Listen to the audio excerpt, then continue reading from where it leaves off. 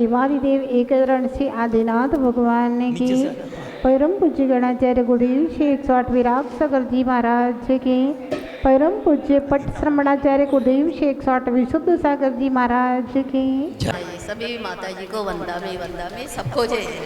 माता जी सकल गे गायक जो स्तुति है उसमें एक लाइन आती है, मन शांत भयो मिटे सकल दंद चाख्यो स्वात्म रस दुख निकंद।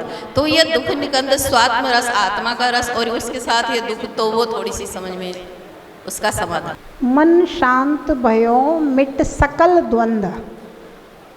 हे भगवान, आपका दर्शन करके मेरे अंदर जो संसार की बहुत सारी आकांक्षाएं, बहुत सारी इच्छाएं जो हैं वो द्वंद्व के रूप में रहती हैं, तो वे सारे द्वंद्व आपके दर्शन करके मेरे शांत हो गए। दूसरी लाइन क्या बोली थी?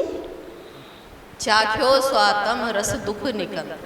चाख्यो स्वात्म रस सुख निकंद। दुख निकंद आता है उसे, दुख निकंद आता है माता। सकल गे गायक तत्पी वाली जो स्तुति है, चाख्यो स्वात्म रस दुख निकंद। दुख निकंद।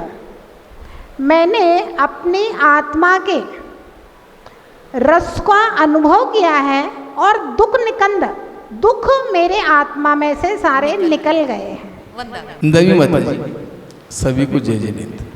माता जी जो भक्तामृत स्तोत्र का 5वां काव्य है, सोहम तथापि तव भक्ति वसान मुनीस तव कर्तुम स्तवम विगत शक्ति रपि प्रवृत्त है। इसके अंदर माता जी जो कर्तुम मतलब कहीं तो कर्तु पे बिंदी लगी हुई है और कहीं नहीं मिलती है। यदि बिंदी लगाते हैं तो फिर इसका उच्चारण कैसे बनेगा?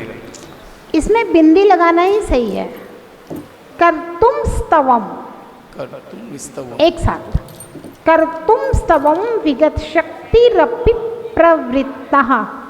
मेरा प्रश्न है, जैसे आप अपन अष्टमी 14 को महापर्व मानते हैं और अन्य तिथि को नहीं मानते हैं, ऐसा क्यों?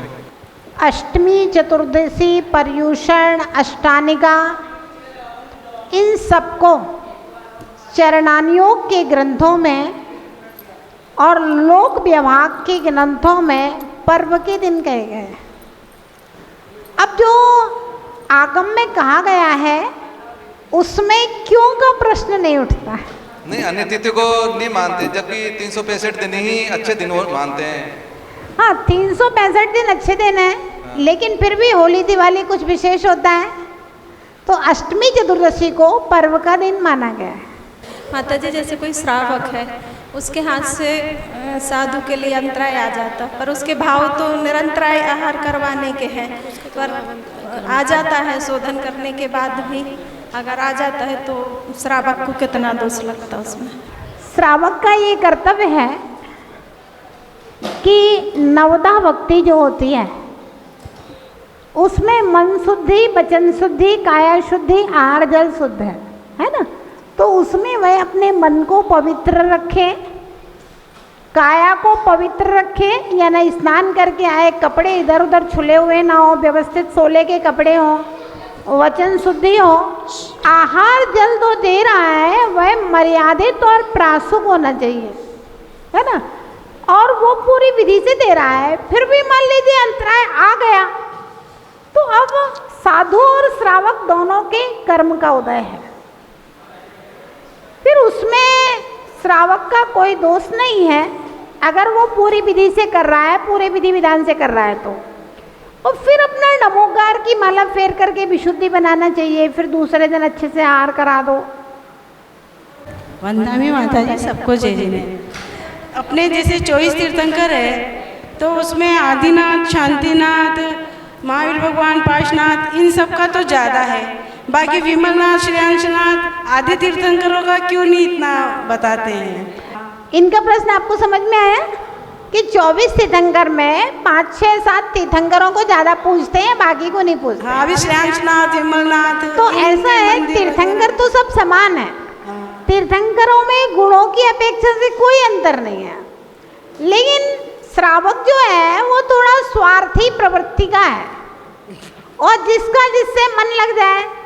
आदिनाथ प्रथम तीर्थंकर हैं तो उनको उस हिसाब से पूज लेते हैं, भगवान महावीर का शासन चल रहा है तो भगवान महावीर को पूज लेते हैं। शांतिनाथ शांति देने वाले हैं और शांतिनाथ भगवान के समय से अविच्छिन्न जिन शासन तीर्थ का विच्छेद नहीं हुआ है शांतिनाथ के बाद में, तो उस हिसाब से भी शांतिनाथ को, चंदा प्रभु के ज़्यादा चमत्कार होते हैं तो लोग उन्हें पूज लेते हैं। पारसनाथ भगवान उपसर्ग दूर करने वाले हैं तो इसलिए उनको पूज लेते हैं, है ना। और कोई कोई नेमिनाथ भगवान को पूज लेते हैं, नेमिनाथ प्रसिद्धि को प्राप्त हो गए। और आजकल शनि देवता के कारण मुनीश्वरनाथ नाम को पूज लेते हैं। तो तीर्थंकर तो सब समान है, तीर्थंकरों में कहीं कोई अंतर नहीं है। ये हमारी सोच में अंतर है, लोग स्वार्थी हैं। और तीर्थंकरों के इतने मंदिर जिनालय कहाँ दिखते से नहीं, 24 विराजमान होती हैं तो वहाँ 24 भगवान विराजमान होते हैं, कोई दिक्कत नहीं है ना। तो ये व्यक्तिगत सोच है, कोई तीर्थंकर छोटे बड़े नहीं है।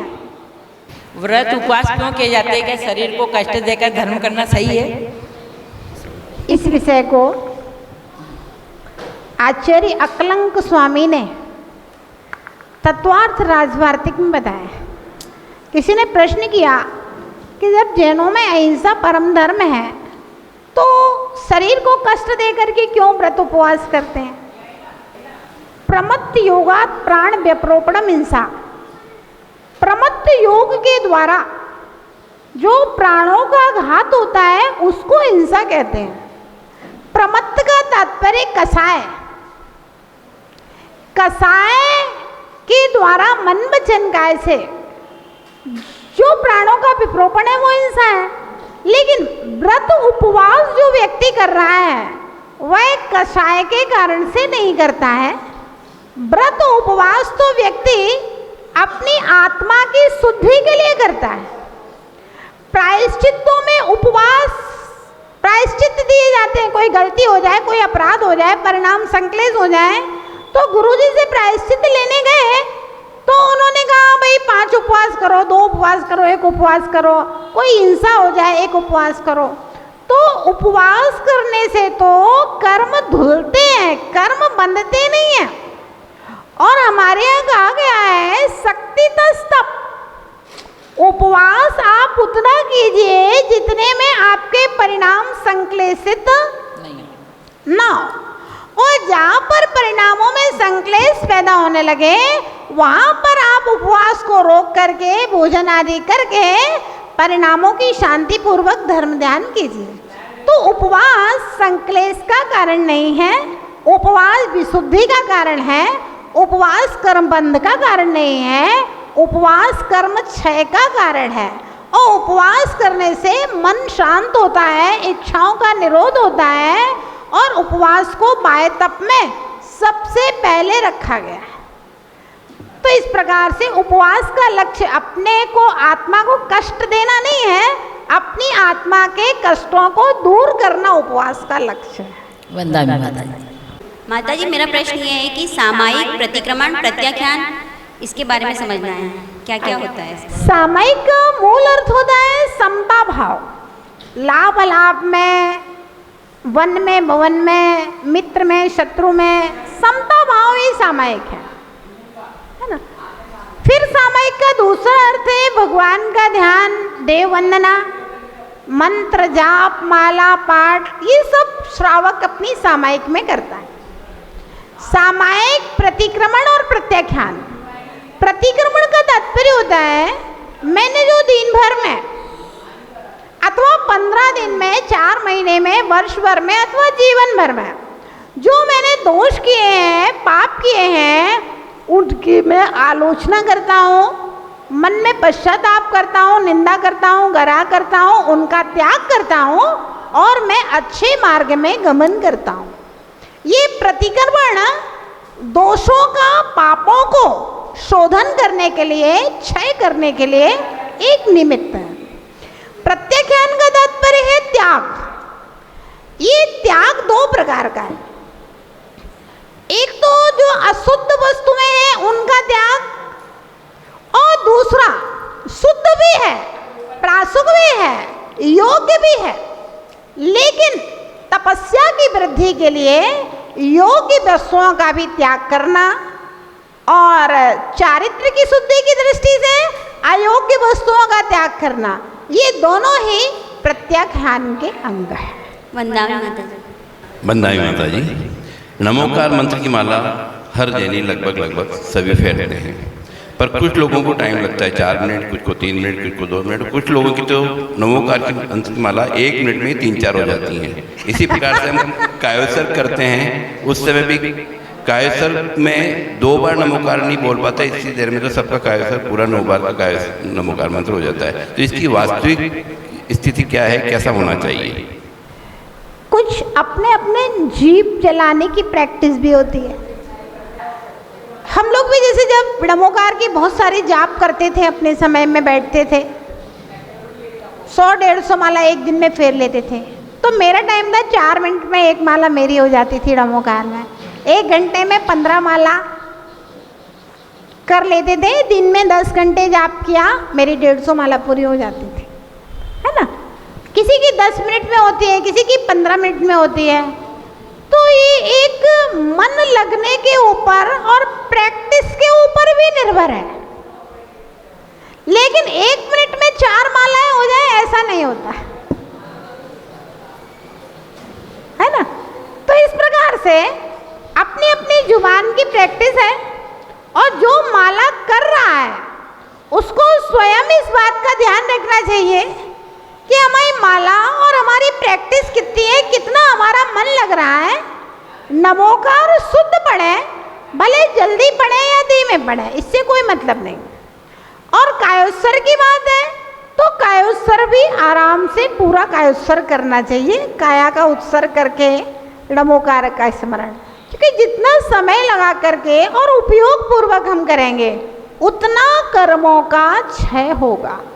और कायोत्सर्ग तो कर्म के क्षय के लिए ही है, नमोकार की जाप तो कर्म के क्षय के लिए ही है। जल्दी पढ़े या देर में पढ़े, लेकिन फिर भी एक एवरेज समय तो लगना ही चाहिए। बहुत जल्दी कर रहा है मतलब कहीं ना कहीं गड़बड़ कर रहा है। तो इसलिए सब लोग अपनी अपनी मालाओं का स्वयं ख्याल रखें। माता जी, समवेत शिखर से सभी 24 पुरानी 24 के भगवान को मोक्ष गए हैं। तो वर्तमान में 4 जगह से क्यों गए? 20 भगवान गए, 20 तीर्थंकर उधर समवेत शिखर से, आदिनाथ भगवान अष्टावत कैलाशवर से, महाविष्णु पावपुरी से, गिरनार जी से, नेमिनाथ, वहाँ सूर्य भगवान चंपावत, वहाँ जबकि आता तो यही समवेत शिखर से ही सारे तीर्थंकर होते हैं। ऐसा है, भूत भविष्य वर्तमान सब में समवेत शिखर से ही 24 तीर्थंकर मोक्ष जाने का सिद्धांत है। लेकिन वर्तमान में हुंडा उपसर्पिणी काल का प्रभाव के कारण नेमिनाथ भगवान गिरनार से, आदिनाथ भगवान कैलाश पर्वत से, वासुपूज्य भगवान मंदारगिरी से और भगवान महावीर पावापुर से मोक्ष गए। ये हुंडा उपसर्पिणी काल का प्रभाव है, इसलिए ऐसा हुआ।